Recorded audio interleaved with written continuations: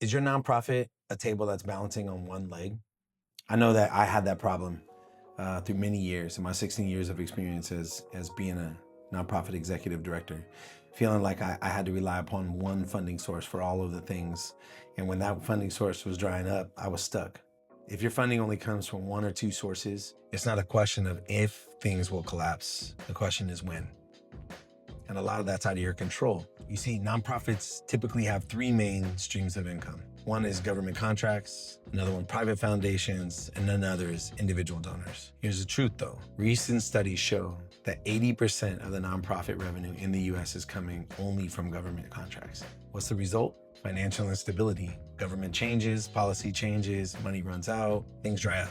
Why don't we have balanced strategies? Well, the challenge is we're using the same message to talk to the government contractors, to also talking to the philanthropic donors, to also talking to individual donors, and that just doesn't work. So to start it off, we need to look at what each funding source is really looking for. A government contract, what they're looking for is how many things we're gonna be able to do with how many people, how well we're gonna do it, and what the results are gonna be. It's called results-based accountability.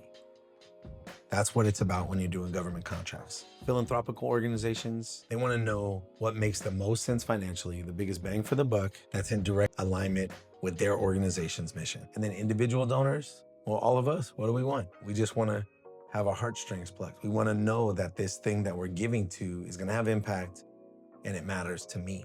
Well, if this is a challenge that you're facing, let's talk. I help executive directors to build sustainable funding strategies so they can stop worrying about money and focus on impact, getting back to the reason that we got into this work in the first place. Send me a message and let's start building your plan today.